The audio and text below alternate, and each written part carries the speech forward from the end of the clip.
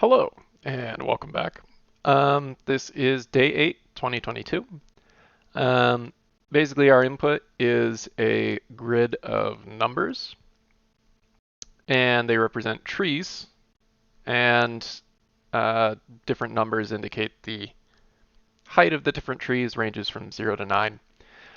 For part 1, we want to find how many trees are visible.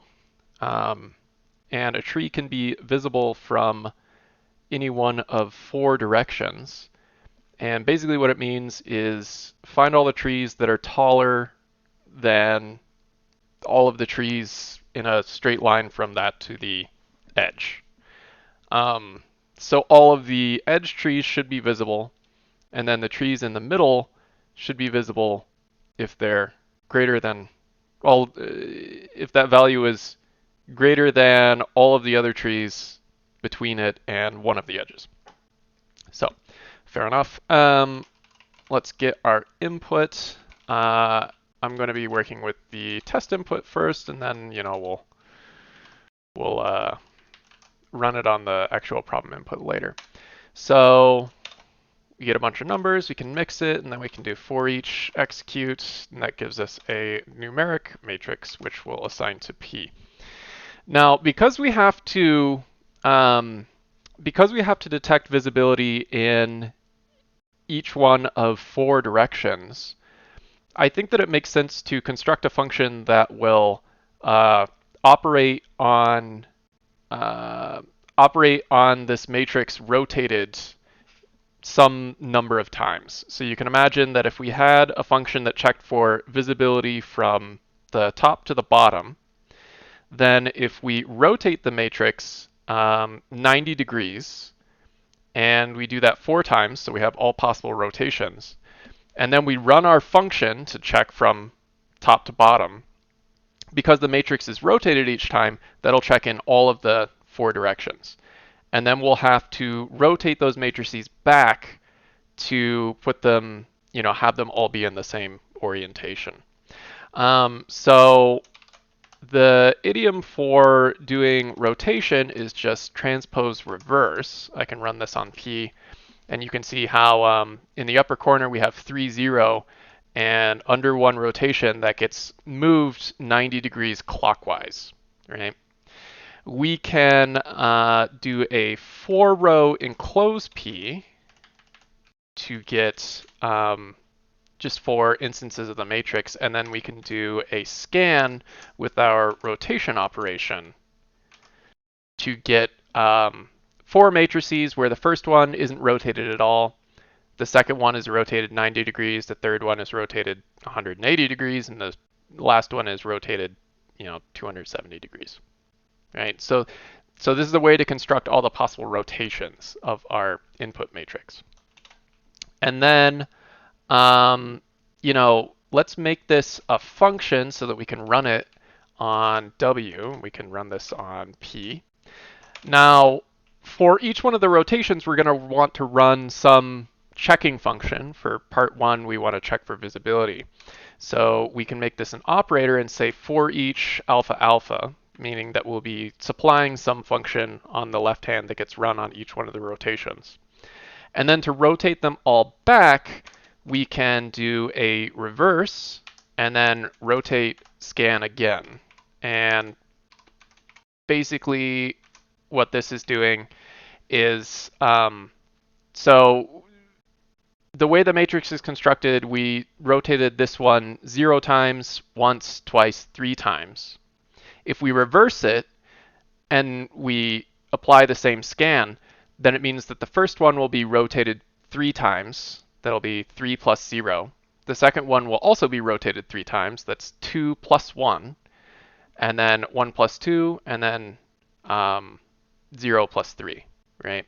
So if we do this, and if I just supply a right tack as our operator function for right now, you can see that all the matrices have the same orientation. They're not necessarily the same as our original. They're 90 degrees off, but for this problem, it doesn't actually matter. So we will call this F, and what this allows us to do is to construct a function, run it on each one of the 4 rotations, rotate them back so that they're all facing the same orientation. And actually, I'm going to add a mix here.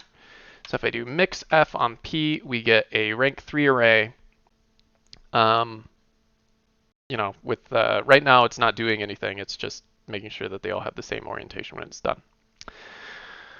Okay, so for part 1, visibility, this is actually, if you do coding challenges, you've probably done something like this before. The way to do it is you take a maximum scan. So we can do a max scan P. And what this does is it keeps a running count of the maximum height of any tree that it's seen, moving top to bottom. So yeah, if we look at P, and then we can look at max scan P, top to bottom. So yeah, and then we want to do like P greater than to see where an element of P is greater than the current max, but we get a bunch of zeros. And so what we actually want to do with the max scan is we want to compare it against the previous item in the scan, and we can do that by doing a neg1 drop so that it has 4 rows, and then we'll add -1 to the top. And what this is doing is when we do P greater than, like this ensures that the top edge is always going to be 1, since it's going to be greater than -1. And then for the other elements, they're going to, we'll be comparing the value in P to the value of the max scan at the previous element. So we do this just by shifting the values around a little bit. Okay, so this gives us a Boolean matrix. All of these 1s represent trees that are visible. This can be a train, so if we do right tack here, we can supply this as an operand to F, meaning that we run it on all the different rotations. That gives us this, so we get our rank 3 array. These are, the 1s represent trees that are visible when applying our function from different directions. We can do an OR reduce first to basically put all those together and get a matrix of trees that are visible from any direction. Then if we ravel that, we get a vector, and then we can sum it to get 21, which for the test input for problem 1 is correct. Okay. And I'll just start putting together the I'll start putting together our file now. So we did some input parsing. Here we go. And we have our rotation function here, rotation operator, I guess, to be technically correct. And then part 1 is this max scan train. So that's part 1. Okay, for part 2, if we look here, it says, this is actually kind of a tricky one, so reading this carefully is important. The idea is that you pick a spot in the grid and you want to see how, you want a count of the number of trees that can be viewed in each of the 4 directions from that point in the grid. And trees are visible if they are less than the height of the current tree.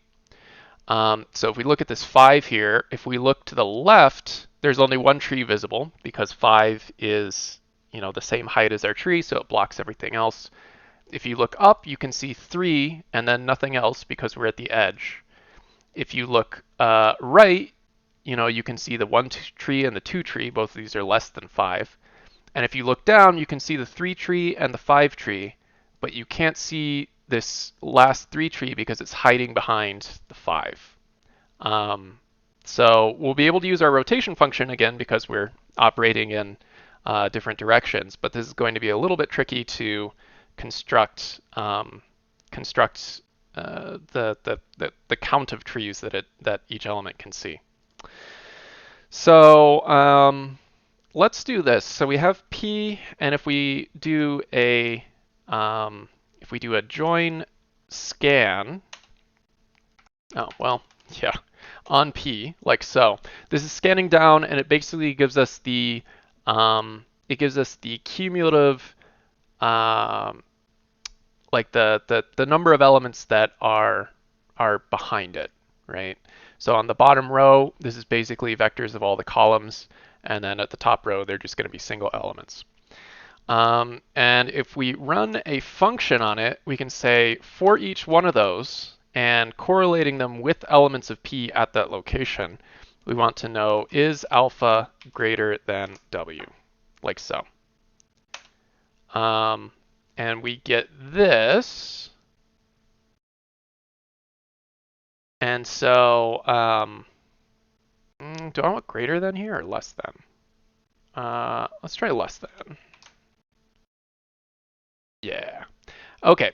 So now you can think about it this way. So we're doing alpha less than W on each of the trees that have been seen so far in the column. And what we want is if we can get the index of the first tree that is, if we can get the index of the first tree that's greater than the tree at that position, then that can serve as a count of the trees that we can see in that particular direction. So if we need to reverse these,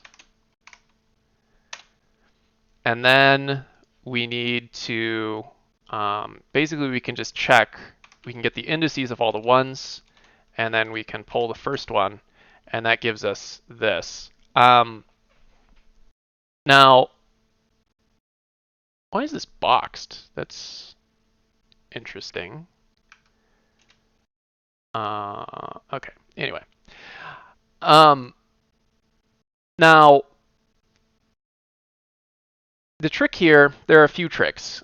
So first of all, this actually kind of works, but everything is sort of off. So in the top row, we expect to see zeros and we see blanks, and I think that's because if I do like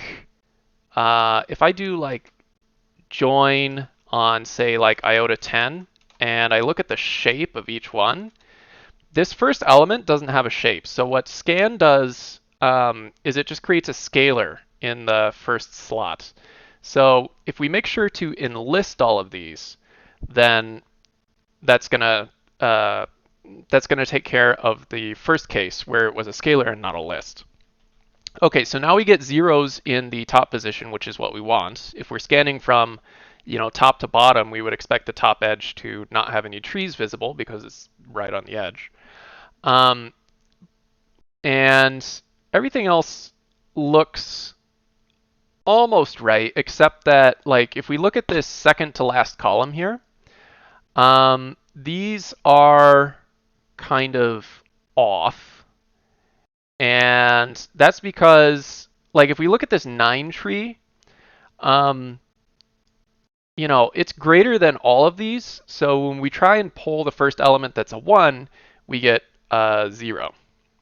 And we need to do one other thing, which is that we need to, after we do a reverse, we need to drop the first element, because the first element in this list that we're constructing is going to be the tree itself.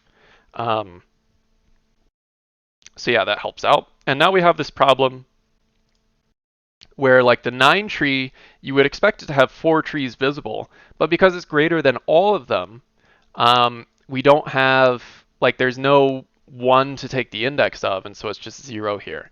And so what we need is like a kind of sentinel value on the end to make sure that we're properly detecting edges. And so before we reverse, we can just make sure that the first value is always a 1. And that gives us this. And if we look, this seems correct. So, the 5 tree, basically the second row can only see 1 tree, which makes sense. The 9 row, the 9 tree looking up can see 4 trees. And this 5 here, it thinks it can see 4. That's not right. So this should be less than or equals here. There we go. So the 5 tree looking up can see 2. Yeah, I think this looks correct. So we can make this a train. We can say right tack over here, leave this off, and then we can do it. We can, again, feed it to our rotation function and say basically like, hey, run this for every possible rotation of the input. That gives us this. The way that we score these is the view distance from each one of the different directions are multiplied together. And then the question is, what is the highest scenic score possible? So we can calculate the scores by just reducing down this array with multiplication. You can see here if we do this, each one of the edges have a score of 0, which is what we expect. And if we ravel it and just take the maximum, we get a maximum scenic score of 8, which for the test input is correct. So this will be part 2. And if I run this on the test input of 8.txt, we get 1849 and 201 600. So for part 1, 1849 and 201 600. Yeah, so that's the entirety of the problem. Comes down to 4 lines. Basically, through the use of operators, we're able to construct a function that operates on the matrices at various, for each one of the possible rotations. For part 1, it's a max scan, essentially, with some fudging there to get the data in a format where we're able to check visibility. And then for part 2, we use this kind of list scan or join scan or whatever you want to call it to be able to, for each tree, look at all the trees that came previously in when you're scanning from a particular direction. And then we're able to manipulate that vector to be able to determine what the first tree is that's greater than or equal to the tree at that position. And if we just get the index, then that's our answer. And then it's just a question of sort of merging the resulting array down using OR scan or multiplication scan, and then either summing them or finding the maximum. So yeah, that is day 8. This may be my last video for a bit because I'm traveling to Asia for work for a period of 10 days. So I might be able to record some while I'm abroad, but maybe not. We shall see. In any case, thank you for watching.